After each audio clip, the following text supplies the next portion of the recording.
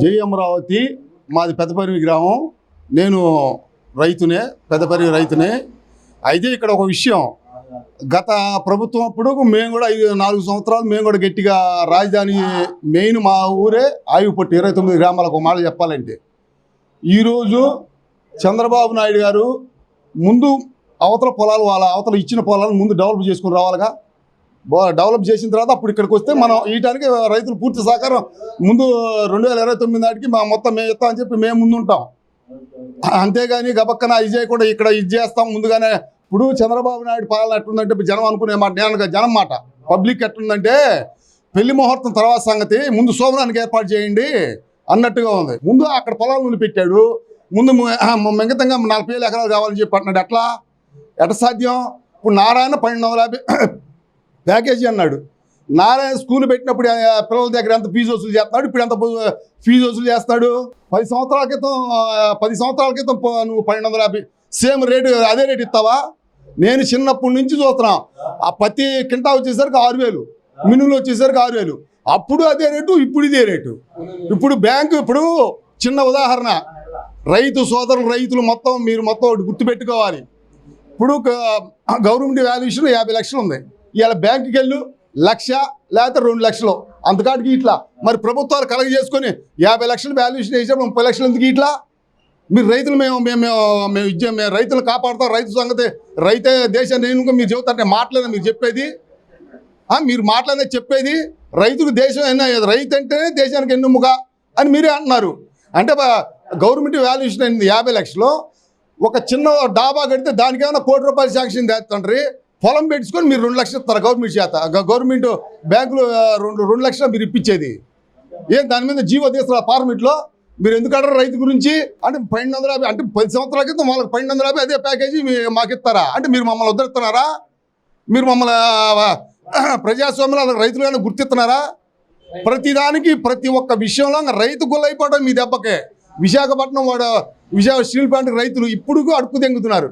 నెల్లూరులో ఇచ్చారు రైతులు, ఇప్పుడు కూలి పని చేసుకున్న భిక్షాటన చేస్తున్నారు. అంటే ఇంకా అమరావతి రైతులు ఇంకా మేము కూడా భిక్షాటన చేయాలా?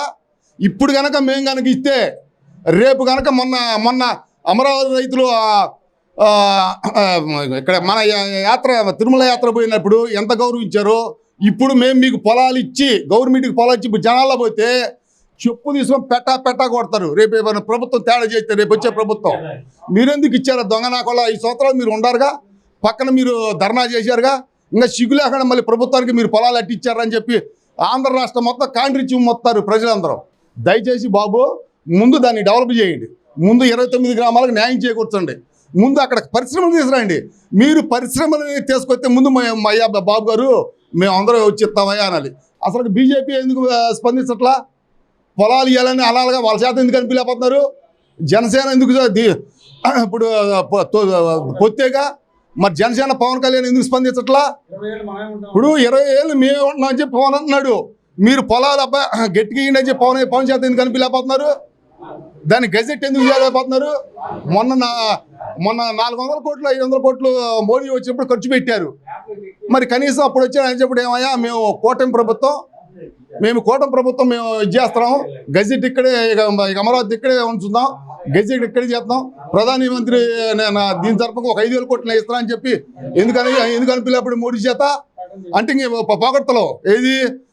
నేను అక్కడ వచ్చి చంద్రబాబు నాయుడు చూసి తెలివితే అట్లా నేను నేర్చుకున్నా అని చెప్పి మోడీ గారు అంటాడు. మోడీ నాడు చంద్రబాబు గారు నేను మోడీ నుంచి చక్కగా నేను ఇది నేర్చుకున్నా అని చెప్పి ఒకళ్ళొక్కరు పొగడతలు సరిపోతున్నాయి కదా మీకు. మీరు చేసేది ఏంది? ఎప్పుడైనా చూడు పేపర్లో 2 పేపర్లు మాత్రం జ్యోతి ఈనాడులో మాత్రం ఇదిగో 100 పరిశ్రమలు వస్తున్నాయి అంటారు. ఒకరోజు 150 పరిశ్రమలు వస్తున్నారు. సంవత్సరం అవుతుంది. కనీసం ఒక కంపెనీ వచ్చి నీకు రాజధానిలో ఒక కొబ్బరికాయ కొట్టించారా? 99 పెట్ట పిచ్చి కంపకి 99 కోట్లు మీరు టెండర్ పెట్టారు. ఎందుకు? పరిశ్రమలు వస్తాయి. అయ్యా ఈ 100 ఎకరం నువ్వు ఈ కంప ఇవన్నీ నువ్వు చూసుకోమని చెప్పి నువ్వు అనొచ్చుగా. 99 కోట్లు ఎవరు పెట్టారు? పిచ్చి కొంప తీయడానికి మీరు 99 కోట్లు పెట్టారా బాబు గారు? నీకు ఇచ్చే సలహాలు పక్కన సలహాలు నారాయాలంటే సలహా ఇచ్చేస్తుంటారు. అంటే నువ్వు అదే 10 సంవత్సరాల ప్యాకేజీ మేము తలంచుకొని మీకు ఇవ్వాలి రైతులు. ఇటైతే వద్దు, మాకు మీకు దండం పెడతాం, మీ కూటమి ప్రభుత్వానికి దండం బాబు. రేపు 2029 ఏం జరుగుతుందో నువ్వు వస్తావు. 75 సంవత్సరాలు 7,366 రోగాలు ఉండే ఒక్కొక్కరికి జనాలకి. రేపు ఎవడు ఉంటాడు ఎవడు పోతాడు చెప్పలేము. 2029కి నేను నమ్మకం లేదు మాకు. ఇప్పుడే మాకు చంద్రబాబు నాయుడు అంటే పోయింది. రాజధాని ప్రాంతంలో కరెంటు పోవటం అయింది రోజు. ఇప్పుడు 3 సార్లు పోయింది పరిలో. ఇప్పుడు రోజు ప్రతిరోజు కరెంటు పోతుంది. ఏ కరెంటు కూడా అదే ఎంత ఎలర్ట్గా చేయాలి అంటే కరెంటు కూడా నువ్వు చేయలేకపోతున్నావు. 29 గ్రామాల ముందు అవన్నీ వాళ్ళేమో 50,000 ఎకరం ముందు డెవలప్ చేయి. అప్పుడు 2028కి మేము ఉరుకుతా వస్తాం. పరి వాళ్ళు మొత్తం ఎగేసుకుంటా ఉరుకుతా వచ్చి బాబు మాది కూడా తీసుకోమని చెప్పి. అప్పటి వరకు మాకు మమ్మల్ని ఇబ్బంది పెట్టద్దు. మేమేమి అనట్లా. ముందు 4 పరిశ్రమలు తీసురా. కొబ్బరికాయ కొట్టి నువ్వు కొబ్బరికాయ కొట్టి అప్పుడు వచ్చి మేము డైరెక్ట్గా మేము బాబు గారు మీకు ఇది చేస్తా ఉంటాం. నారాయణ మాటలు ఒక్క మాట నిజం లేదు. ఉదయం ఒక మాట అంటాడు, సాయంత్రం ఒక మాట, మధ్యాహ్నం ఒక మాట. అది సార్ గెజెట్ ఏది అదే నేను చెప్పింది. గెజెట్ తీసుకొస్తా. నువ్వు పార్లమెంట్లో గెజెట్ ఎందుకు పెట్టలేకపోయా? లేకపోతే అమిత్ షా మోదీతో మాట్లాడుతున్నావు ఒక రోజు. నువ్వు గెజెట్ ఎందుకు చేయలేకపోతున్నావు? ఏమన్నా అదే మరి ఇప్పుడు డబుల్ ఇంజిన్ సర్కార్ పవన్ కళ్యాణ్ అన్నాడు. ఇప్పుడు నిన్న 4 రోజుల నాడు కూడా అదే మాట్లాడినాడు. ఇంకెక్కడ జగన్ వచ్చేది అంటున్నాడు. జగన్ వచ్చేది ఆ మాట అన్నప్పుడు డైరెక్ట్గా పవన్ కళ్యాణ్ గారు మీరు పార్లమెంట్లో పెట్టి గెజెట్ ఎందుకు చెప్పలేకపోతున్నారు కూటమి ప్రభుత్వం తరఫున? రేపు 2028కి మీరు ఎలక్షన్లకు వచ్చినా బాబు మేము చెప్పాం, బాబు మా మాట లేదు, లేకపోతే కళ్యాణ్ మా మాట లేదు, లోకేష్ మా మాట, ఇవన్నీ మాట్లాడి చెల్లదు.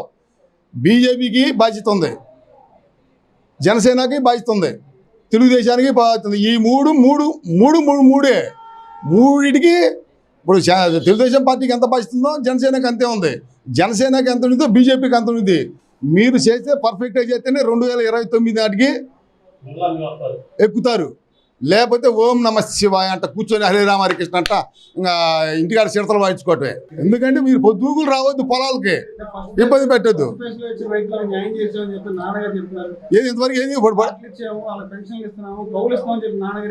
ఏమండి ఎకరం ఇచ్చినోడికి 30,000 రూపాయలు అయింది. ఏమి లేని భుక్తి కోసం నెలకు 5,000 కాదు, సంవత్సరానికి 60,000 అయింది. ఇది కరెక్టా? ఇది కరెక్టా? ఇప్పుడు ఇచ్చారన్నారు.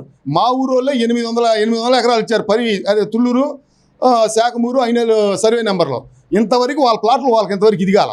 వాళ్ళ ఎందుకు పరువు మా ఊరు చేత చెప్పిండి పనులు ఇచ్చిన వాళ్ళ చేత మీరు మాకు న్యాయం చేయకూడదు చెప్పమనండి. ఒక ఆడ కూతురు పాప రెడ్లమ్మాయి, తండ్రి చచ్చిపోయాడు, భర్త చచ్చిపోయాడు.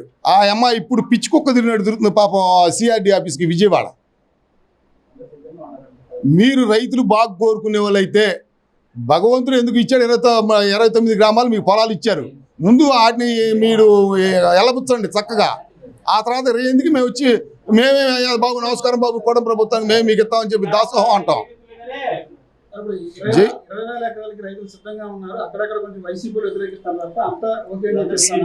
టీడీపీ ఒక నిమిషం, నేను సభ్యత కార్డు 2001 కాంచి నా సభ్యత కార్డులు మొత్తం నా ఇంట్లో ఉండే నేను తీసుకొచ్చి చూపిస్తా.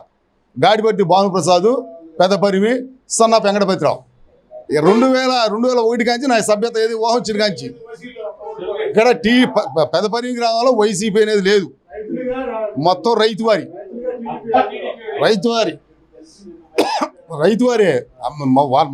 మమ్మల్ని మేము ఇబ్బంది పెడితే మేము ఎందుకు ఊరుకుంటామండి? టీడీపీ మీద ఉంది. ఇప్పుడు మా మీద అభిమానం ఉన్నప్పుడు ఆయన పర్ఫెక్ట్ చేయాలి. ఆయన మీద మా ఉన్నప్పుడు మా పొలాలు మేము పోగొట్టుకోం. మా తాతలు ముత్తాతలు వాళ్ళ తాతలు తన భూములు అయ్యి. ఒకసారి ఎమ్మెల్యే పాపం శ్రావణ్ కుమార్ గారు వచ్చారు, ఆర్డీఓ వీళ్ళందరూ వచ్చారు. సార్ ఇది పరిస్థితి అని చెప్పాను. ముందు గెజెట్ పెట్టండి పార్లమెంట్లో. ఏది మొత్తం మీరు స్వచ్ఛందంగా మీరు ఇప్పుడు తర్వాత మాట్లాడదాం. మాకు ప్యాకేజీ ఇవన్నీ వద్దు, ముందు అవి డెవలప్ చేయండి. దాన్ని డెవలప్ చేసి గెజెట్ తీసుకురండి. ప్రధానమంత్రి మీరు పార్లమెంట్లో పెట్టించి షాన్ అడిగి మొత్తం గెజెట్ చెప్పింది. అప్పుడు మేము స్వచ్ఛందంగా ముందుకు వస్తాం.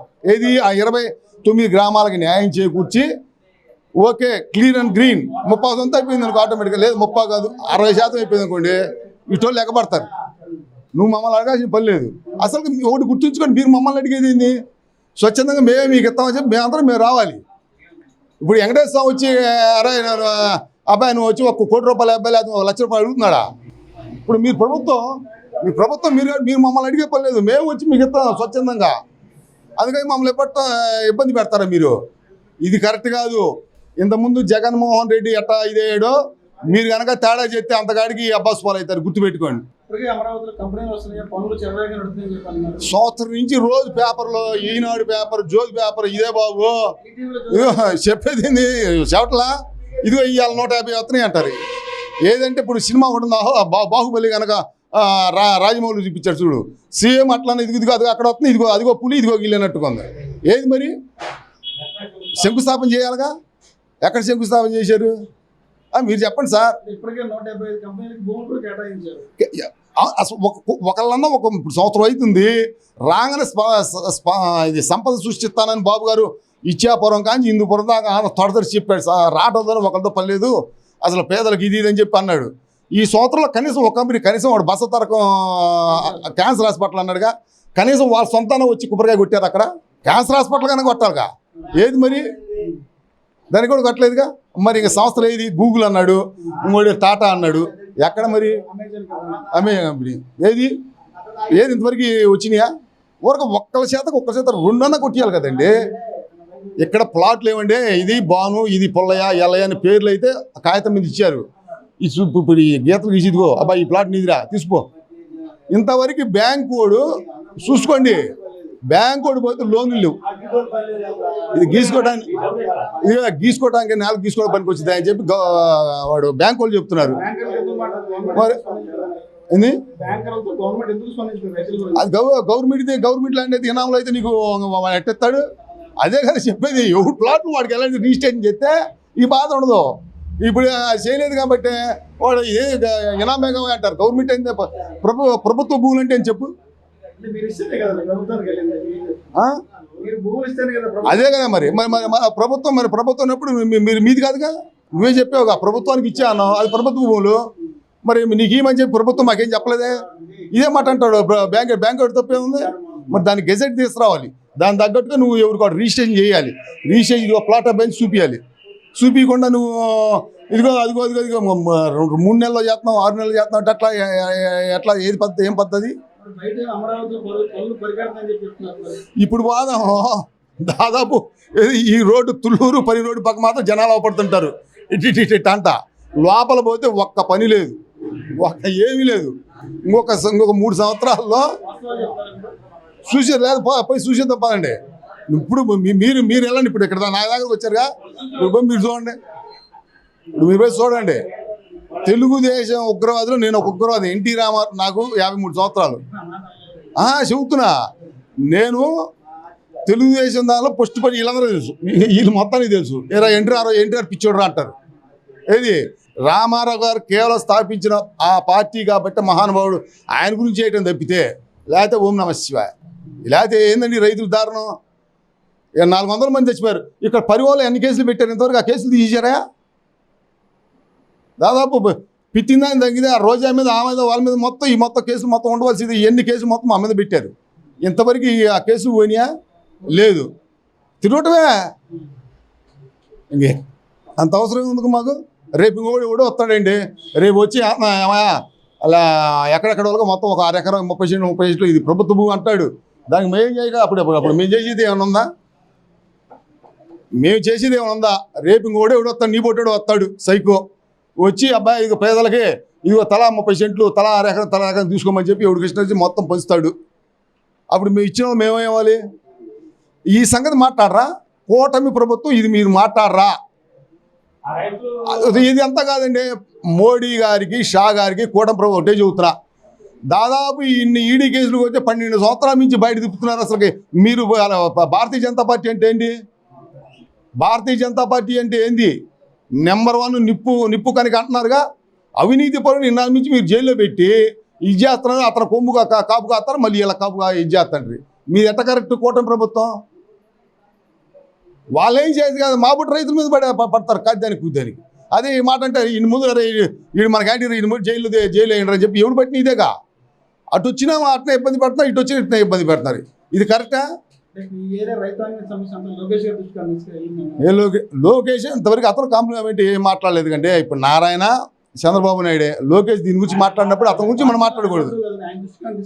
అతను మన పొలాల గురించి కామెంట్ చేయనప్పుడు అతని గురించి మనం మాట్లాడకూడదు.